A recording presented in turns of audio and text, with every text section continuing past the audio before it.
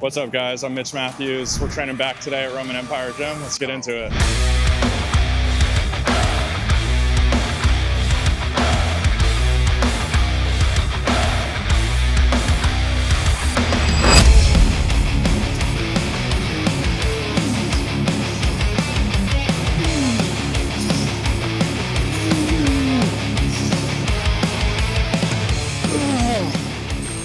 Typically warm up? I don't like to do really light warm-ups. I don't actually feel that I get warm. So I tend to warm up a little heavier than most people. I kind of gauge like how much warm-up I'm gonna do just based on how my joints have been feeling. So like lately, when I've had more elbow pain, I'll do a lot more really lightweight bicep work to get the elbows warm, get things moving in here. Or same thing with tricep work. So I've done that a little bit more lately, but today I feel good. I've been eating the last few days, so I'm ready to hit it hard. I feel like there's so many people who, the day they forget their pre-workout or they forget their AirPods, they're always bashing the workout. It was a terrible day, couldn't get into it. I never wanted to be that guy, so for years I just refused to take any pre-workout or listen to music while I lift. What's the trend now? Calling everything raw dogging flights, raw dogging everything, using nothing for external stimulation. Yeah, I was on that train years ago.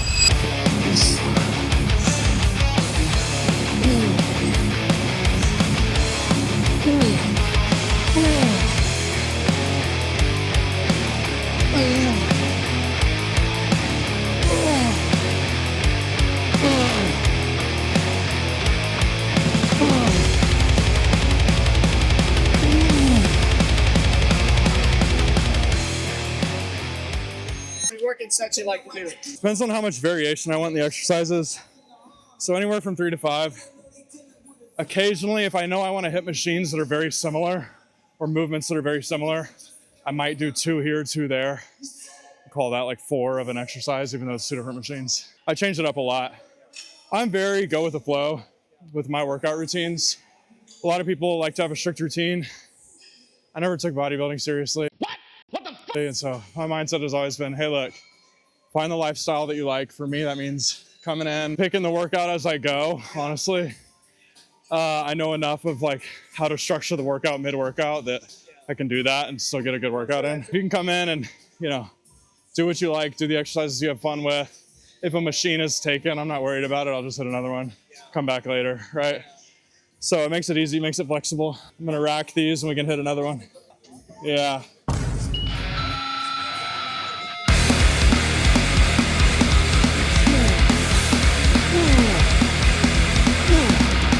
It. A lot of times for this type of row motion, lately what I've been doing is bent over rows where I'll grab a bench and a heavy dumbbell. But when I do that, instead of pulling here, I'll grab the dumbbell here and I'll pull across like this. And so I feel like I get a little better trap work and I yank hard at the bottom and use a little bit of momentum to change the load profile a little bit. And I've been liking that a lot lately. So I feel like this a little bit more closely mimics that. Where I get that pull outside a little bit from inside. This has the same kind of path. Compared to bodybuilders, I train with weight that is a lot closer usually to my 1 rep maxes. Lately, I've tweaked that a bit because I'm deep in prep and it's really hard to get really close to my 1 rep maxes. But in normal life for me, that's one thing I do. And the reason for that is, let's say you have 15 reps in the tank because you're not doing a super heavy weight. It's really easy to be at rep 11 and think that you're like 1 rep away from failing. But if you put a weight on that you only have 5 reps in the tank, you're not gonna quit at rep 3. It's just not gonna happen because at rep 4, you're still like, I've hardly done anything, right? So from a pure psychological standpoint, my mindset is you help yourself out if the weight that you use is much closer to your 1 rep max because it helps prevent you from quitting early, right? So I've found that super helpful over the years. With that in mind, I'm gonna load up a little more weight and see how it goes.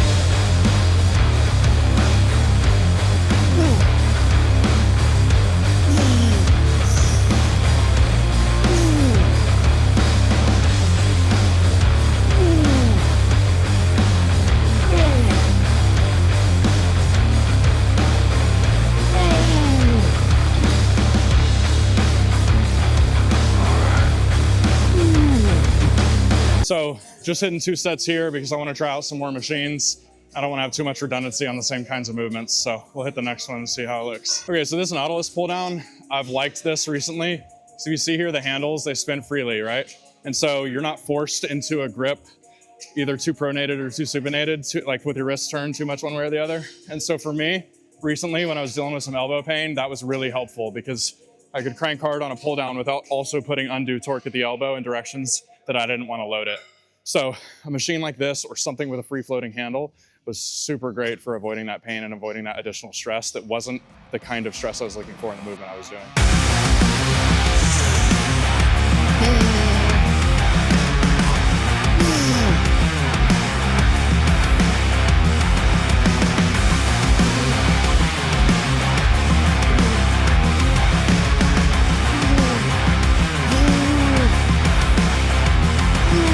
I never used to take any kind of pre-workout. Found like in normal day-to-day life, I didn't really need it. And I'd never cut before while lifting until 4 months ago.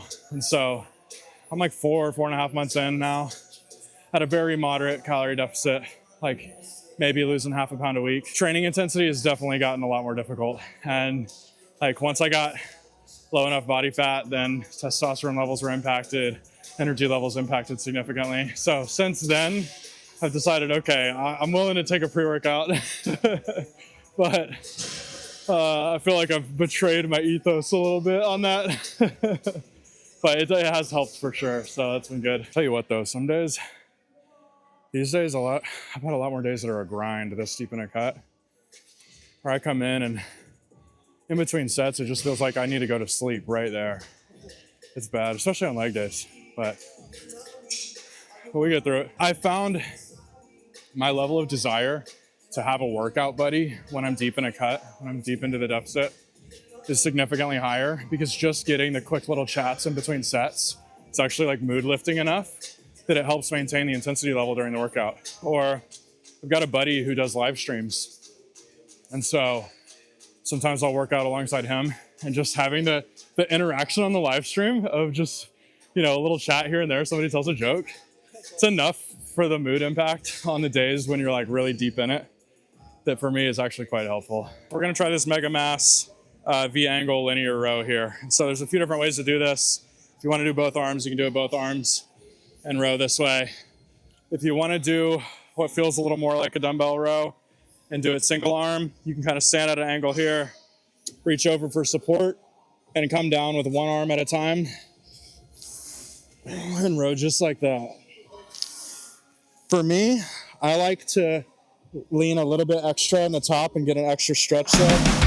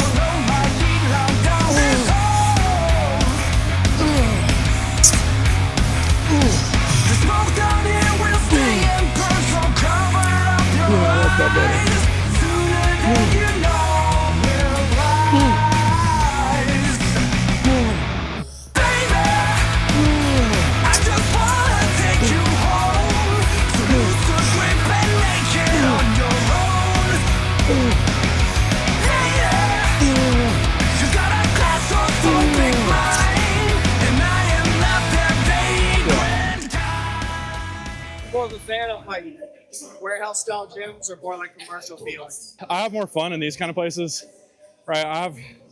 It's a very different like energy and a different environment in the warehouse style gyms and in the gyms that are really like built for bodybuilding and powerlifting and strength training. It's a lot of gyms that are more, I don't know, they just have a different feel. Like I don't like the feel of your, Equinox like fitness club types as much. They're like high luxury, but not necessarily built for the bodybuilder. They're nice. If you like that kind of feel, it's great. But for me, this is more my style. I have a blast in spots like this. But despite that, for years, guys, I worked out at Planet Fitness for years and LA Fitness for years. Like you can make it happen anywhere. I worked out in my own garage for years. So you can make it happen in a lot of places. You You're gonna find places like this have a lot better equipment and have more variety and feel like for me, feel like a playground. Like I'm just in here having fun. It feels like a playground to me. And so that makes it a lot more of an enjoyable lifestyle in my opinion. And if it's a place that's like interested in buying the new equipment, just the variety is fun too, you know? Like there's a new machine all the time, and so there's always something to kind of be excited about if you like that kind of thing, which I do. Whenever you first started training, you tend to float more towards your compound free weight movements, because you kind of hover a little bit more around your machine. Yeah. So I will definitely say on legs, 90% of what I've ever grown in my legs came from barbell back squats. And I would say I have, like, relative to other movements, a little bit relatively stronger barbell back squat. Like I squat or more than I deadlift, right?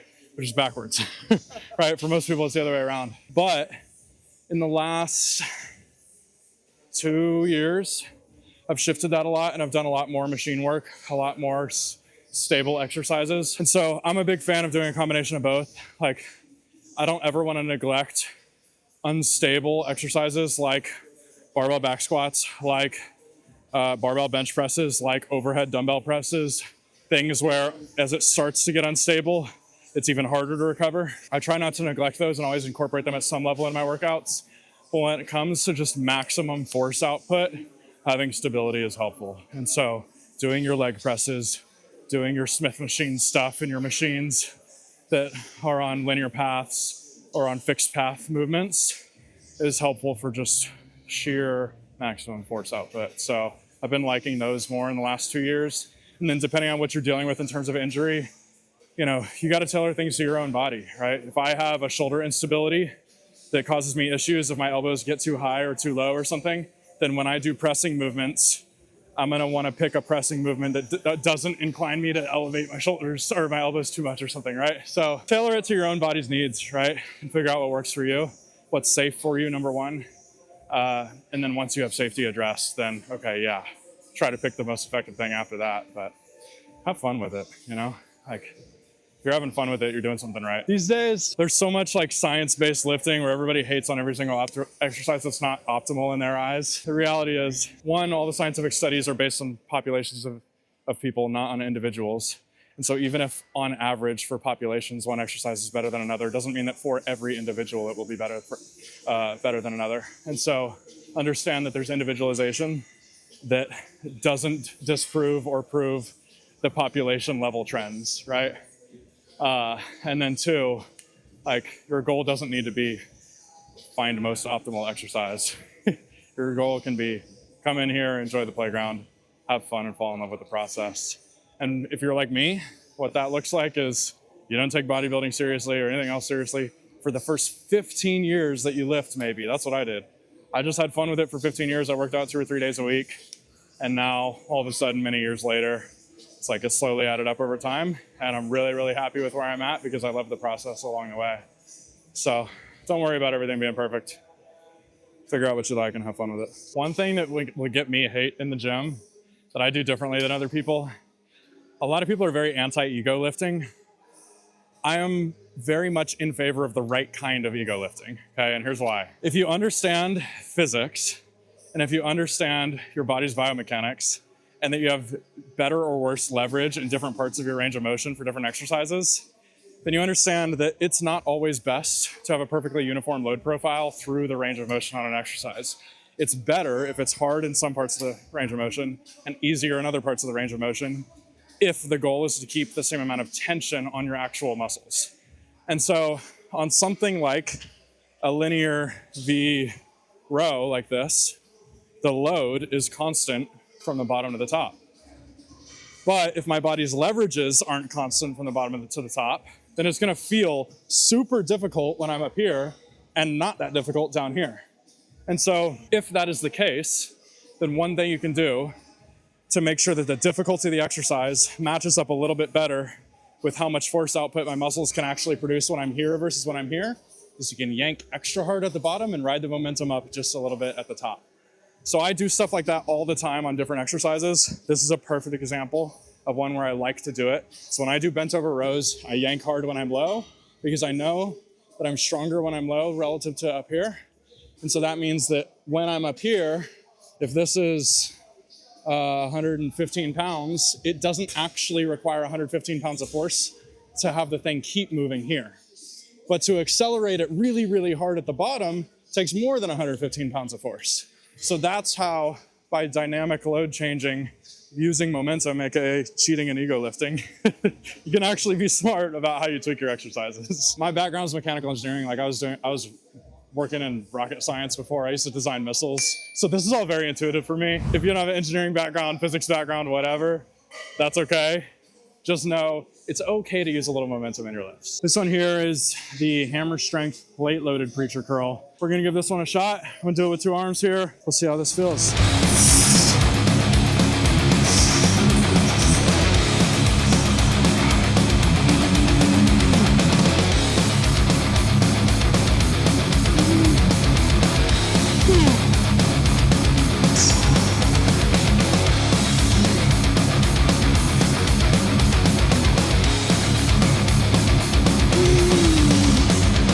Barb here we'll call her my aunt. She just sent me a message. She sees me post stuff on social media, and she said she started training, and she's in her late 70s or whatever. She has got scoliosis, and she has had so much pain over the years in her back. And she started doing strength training within the last year, and has told me just how excited she is because her quality of life has gone up so much from starting to do strength training in her 80s. Like, it is actually never too late to start. So I don't care if you're 18, if you're 12 or 28 or 88, you can get started with it. And obviously it's going to look different based on, what your starting point is, based on whether you also have scoliosis or you have some elbow injury or some knee problem, right? But work with the right coach, the right trainer if you need help, or find the right information online if you don't necessarily need a ton of help. There's a lot of great resources out there. And so, I encourage you to get started, find a way to do it that you like and that's sustainable for you so that you'll keep going back. If you're young and you want to get started with it, then what I will definitely say is there's advantages of starting when you're young. And if you get started when you're young, you just don't need anything extra. I have young people coming up to me all the time asking me what supplements I take, what I think they should take. And I didn't realize until very recently that a lot of them, without asking explicitly, they're asking whether they should take steroids, they're asking whether they should take some kind of PEDs. And you definitely don't need that. As a natural lifter and as somebody who's been a natural lifter for 15 years, and even within the last year have seen massive growth in areas that I largely neglected for the first 14 years of lifting, that I can tell you, whether you're late to the game or not, there is good opportunity for growth without all these extras, without performance enhancing drugs. So keep it simple, work diligently, train hard, and you'll see some results. So sad when I see these 16-year-olds and they're considering all these decisions that could be really detrimental to their health. And they look up to guys like me thinking that I probably took that stuff too, right? Thinking that I'm probably on stuff and not realizing that hey, have a long-term mindset, be okay with it taking a few years. You're not going to get there in 6 months, right? But work diligently and it'll come with time, right? You're not going to get rich overnight. You're not going to get jacked overnight. You're not going to do anything meaningful overnight, right? So work towards it and enjoy the journey. All right, this is the Flex Fitness Bisolator. It's a constant torque load. So it's gonna feel a little bit different than a preacher curl or dumbbell curls.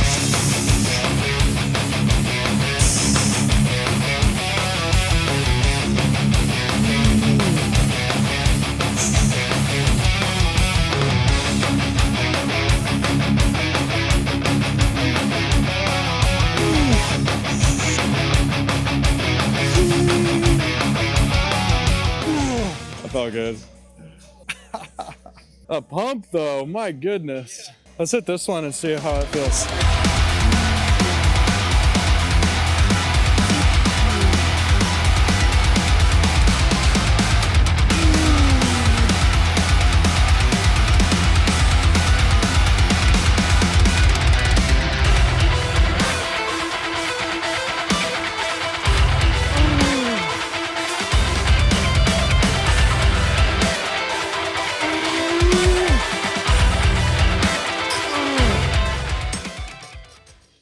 was grimy at the end. All right, it's an exercise I do for rear delt. I actually never see anyone do this, but for me, it feels a little more natural than like a reverse pec deck or some of the other exercises people like to do for rear delt. So I'll come to a seated cable row. In this case, I'm gonna grab the handle on the right side with my left arm, and then I'll put my feet up. I'll sit at a bit of an angle so that I'm reaching across my body like this. Sometimes I'll even sit like almost sideways. Kind of have my other arm down here just for support. And then I basically just pull out like that, keeping my elbow a little bit high.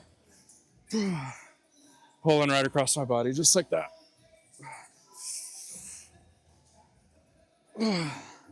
For me, sometimes from an old shoulder injury when I was in high school, sometimes I'll feel a little bit of shoulder instability with rear delt work, and this one has felt better for me. So, liked it for that reason.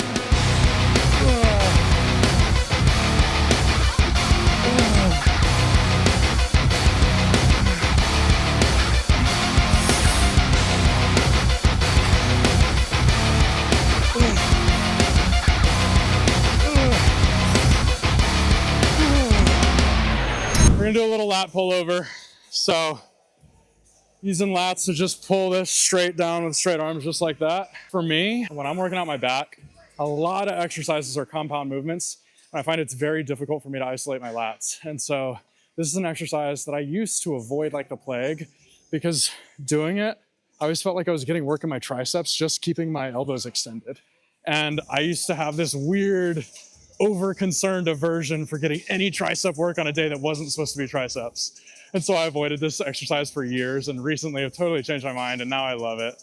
And so I'm less of a hater now, and it's been great for me and my routine. So I've been doing this on a lot of my back days, and I've seen some growth. And actually during my cut, I've lost 10 pounds of fat and I've gained 4 pounds of lean mass, and all of it's been on my trunk, and I think a lot of it was on my back just from stuff like this, from me being able to hit my lats better than I used to be able to.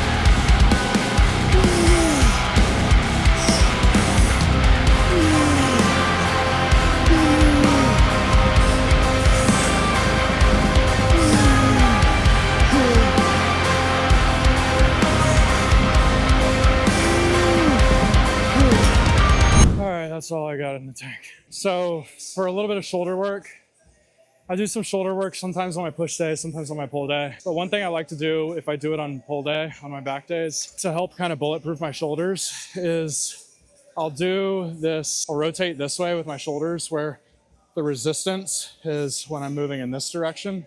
And so I'll grab a cable that's a very low cable like this, the same kind of thing that you might grab if you were gonna do lateral raises or something. I'll get in the seat, I'll lean far forward, pull my elbows straight out to the side like that, and try to keep my elbows at 90 the whole way, and just rotate out like that.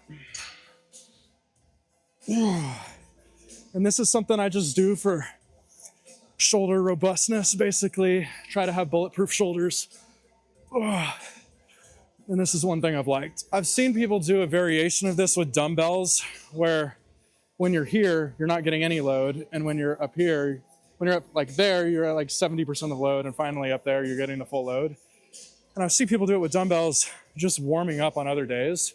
But I don't actually see people do it with a heavy load to try to gain strength with that motion. And so that's something I've done that I found helpful, just keeping everything bulletproof in the shoulder region. When I do that exercise, I like to superset it with a little medial delt, get that shoulder work. These have a little bit of slack, so I'm actually gonna stand while I do this one. I like cables for medial delt. Sometimes I'll do it like this where the cables are straight down. Other times I prefer to get a little bit more load in the lower range of motion, so I'll step out away from the cable. And depending on if I'm doing it on push or pull day, I'll either do it behind the back or I'll do it in front. And go more like that. So I like lateral raises both ways. Usually that one's probably preferred for me, but I change it up. try to always include a little bit of variety. Okay, this is another lateral raise variation I started doing probably a year ago. I don't remember why. I think I had some kind of shoulder instability thing that was going on. And I found it that I could load this one heavier and still feel very stable. So I'll start actually with a high cable, and same kind of thing where we want to get movement out like this. So same kind of movement as a lateral raise, except instead of going from here to here for that part of the range of motion and skipping this part, we're doing from here out to there. So just different region on the range of motion. And there's times where this has felt more stable for me.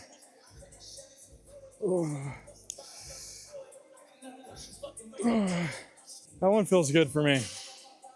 Feels different than most other lateral raise variations that I've tried. So I've had seasons where I just loved it and have done it a lot.